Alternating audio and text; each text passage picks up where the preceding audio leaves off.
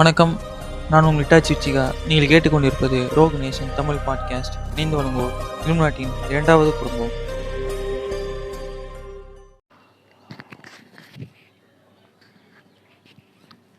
வணக்கம்.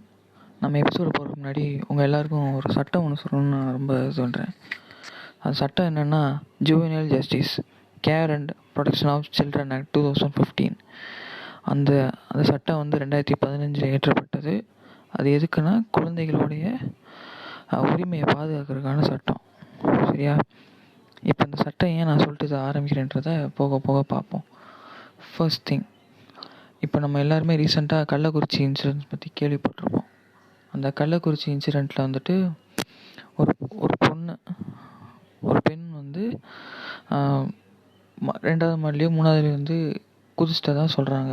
ரைட்டாக நம்ம யாருக்கும் முழு தரவும் தெரியாது. ஸோ இப்போ சிபிசிஐடிக்கு அந்த கேஸ் போயிருக்கனால நம்ம அந்த கேஸை பற்றி பெரும்பாலும் பேச போகிறது கிடையாது.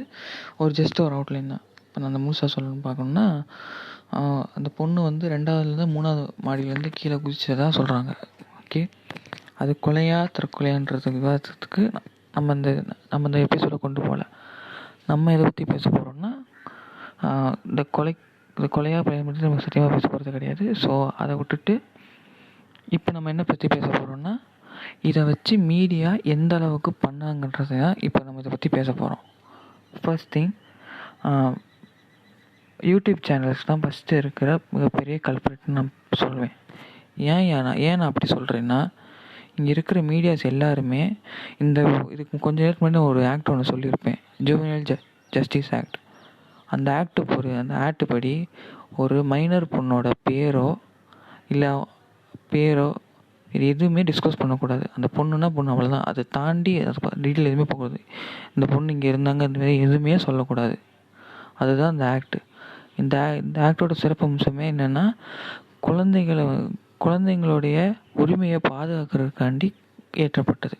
ஆனால் இங்கே இருக்கிற யூடியூப்பில் இருக்கிற ஒரு சில வீடியோ போடுற ஒரு சில மீடியா ஹவுசஸ்ன்னு சொல்லி பேர் வச்சுட்டு அவங்களோட அஜெண்டா பரப்புகிற ஒரு பெரும்பாலான மீடியாக்கள் என்ன பண்ணுறாங்கன்னா, அந்த பொண்ணோட ஃபோட்டோ, பேர், இது எல்லாத்தையும் போட்டு தான் அந்த நியூஸை ஸ்ப்ரெட் பண்ணிக்கிட்டே இருக்காங்க. Which is totally wrong. நம்ம இது ஏற்றுக்கவே முடியாத ஒரு விஷயமாக போய்ட்டுக்கிட்டு இருக்கு. ஸோ இன்றைக்கி ஈவினிங் நான் ஒரு யூடியூப் சேனலில் ஒரு பேட்டி பார்த்தேன்.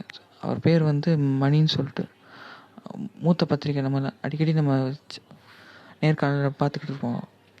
அவர் என்ன சொன்னார்னா, இந்த மாதிரி ஊடகங்களுக்கு இப்படி பண்ணுறதை பற்றி பேசியிருந்தார். ஸோ அதை பார்த்துட்டு தான் சரி நம்ம அதை பற்றி பேசலாம்னு சொல்லிட்டு.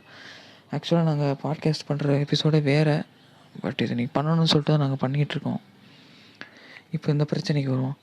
ஃபர்ஸ்ட் திங், இந்த யூடியூப் சேனலில் என்ன பண்ணுறாங்கன்னா, இந்த பேர் இது எல்லாம் அவங்களோட பர்சனாலிட்டி எல்லாமே வெளியே கொண்டு வந்துட்டாங்க. சரி, அதோ நிப்பாட்டினாலும் பரவாயில்ல. அதுக்கு 2-3 நாள் கழிச்சு அங்கே போஸ்ட்மார்ட்டம் ரிப்போர்ட்டர் வரும். அதை வச்சு இவங்க தனியாக டிபேட் நடத்திட்டு இருக்காங்க. இது கொலையா தற்கொலையா, அவங்க செக்ஸுவலாக அப்யூஸ் பண்ணியிருக்காங்களா, இல்லை வேறு எந்த மாதிரி விஷயமானு சொல்லிட்டு அவங்க இது பண்ணிகிட்ருக்காங்க.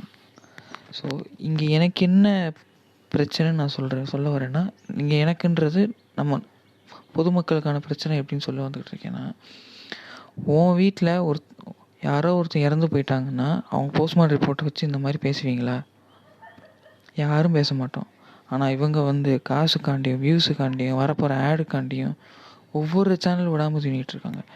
இதை விட அசிங்கமான செயல் என்னன்னா, அந்த பொண்ணு எல்லாம் முடிஞ்சு 2 வாட்டி போஸ்ட்மார்ட்டம் பண்ணி அந்த உடலை கூட அடக்கம் பண்ணுறதுக்கு முன்னாடி அதுக்கு முன்னாடி நடந்த கூத்து எல்லாரும் கேமரா வச்சு பிடிச்சிட்டு மீடியா ஹவுசஸ் தான் பண்ணுதுன்னு பார்த்தா பொதுமக்களும் சேர்ந்து பிடிச்சிக்கிட்டு அதை பிடிச்சி அந்த மண் கடைசியில் அந்த முகத்தை மறைக்கிற வரைக்கும் போட்டு அந்த கேமரா இழுத்து அப்படியே இது பண்ணி கவரேஜ் எடுக்க அவங்க ஒன்றும் பிரைம் மினிஸ்டரோ சீஃப் மினிஸ்டரோ யாரும் கிடையாது. நம்மளை மாதிரி சாதாரண பொண்ணு, ஒரு மைனர் பொண்ணு. மீடியா ஹவுஸுக்குன்னு ஒரு டிக்னிட்டி இருக்கணும். இங்கே அந்த மாதிரி இல்லை. ஸோ அந்த மாதிரி நிலைமையில் இருக்கும்போது நம்ம கேட்டு தான் ஆகணும். இவங்க இப்படியே இருந்தால் சொல்லிட்டு இருக்க முடியும். நேற்று கூட அவர் இன்னொரு சேனலுக்கு இன்டர்வியூ கொடுத்துருந்தார். என்ன சொல்லியிருந்தாருன்னா, சுப்ரீம் கோர்ட்டில் ஜட்ஜு ஒருத்தர் அந்த மாதிரி ஒரு விஷயம் சொல்லியிருந்தார். என்னென்னா, இந்த மாதிரி டிஜிட்டல் மீடியா எல்லாருமே அவங்களுடைய பொறுப்பு உணர்ந்து செயல்படணும். இல்லைன்னா நாங்கள் உங்கள் சென்சார்ஷிப் எனேபிள் இது பண்ணுவோன்றாங்க. இப்போ இவங்க பண்ணுறதுனால இப்போ டிஜிட்டலுக்குள்ள சென்சார்ஷிப் வந்துருச்சுன்னா, நாளைக்கு கவர்மெண்ட் பண்ணுற தப்பு எதுவுமே நம்மளால திருப்பி தட்டி கேட்கவும் முடியாது. எந்த விதமான இதுவும் நம்மளால இது பண்ண முடியாது. அதாவது எந்த விதமான நம்மளோட சுதந்திரமே பறி போயிடும். நம்ம கொடுத்துருக்குற பேச்சு சுதந்திரம் வந்து உலகத்தில் எந்த நாடுக்கு இல்லாத அளவுக்கு நம்ம கொடுத்துருக்க பேச்சு சுதந்திரம் வேறு எந்த நாட்டிலையுமே கொடுத்தது கிடையாது. இப்போ நம்ம இது இஸ்லாமிக் கண்ட்ரிஸ்லாம் பார்த்தோம்னா நம்ம நினச்சா கூட பேச முடியாது, நம்ம நினச்சா கூட எதிர்த்து கேள்வி கேட்க முடியாது. அந்த நிலைமைக்கு நம்ம கிடையாது. ஆனால் இங்கே இருக்கிற மீடியா ஹவுசஸ் பொறுப்புணர்ந்து இல்லாமல் தேவையில்லாத விரும்பிட்டுருக்காங்க. நான் ஆரம்பத்திலே சொன்னேன் அந்த ஆக்டை பற்றி. அந்த ஆக்டை பொறுத்த வரைக்கும் எதுவுமே சொல்லக்கூடாது. இப்போ நம்ம பார்த்தோம்னா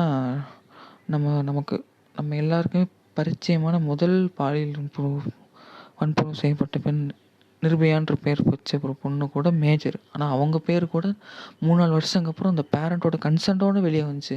ஆனால் இங்கே அப்படி வர மாட்டேங்குது. சோசியல் மீடியா தீ மாதிரி பற்றிட்டு கிளம்பிகிட்டே இருக்குது. இப்படி இருந்துச்சுன்னா எப்படி நாளைக்கு வந்து குழந்தைங்க எப்படி சொல்லிட்டு இருப்பாங்க? இது பத்தாதுன்னு இது அப்படியே வந்துட்டு ஏதோ ஒரு க்ளோரிஃபை பண்ணுற மாதிரி ஒரு சில மீடியா ஹவுசஸ் பேசிக்கிட்டு இருக்காங்க.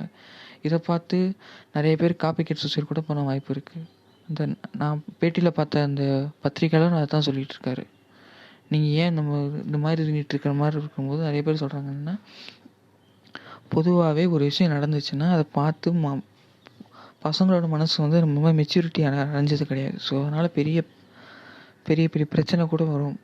ஸோ நான் நிறையா இது நடந்துக்கிட்டு தான் இருக்குது. ஸோ நீட்டு கூட ஒரு இதை பார்த்து அதை இன்ஸ்பயர் ஆகணும்னு சொல்கிறேன்னா அது வந்து அது தப்பாக நான் இன்ஸ்பிரேஷன் சொல்ல.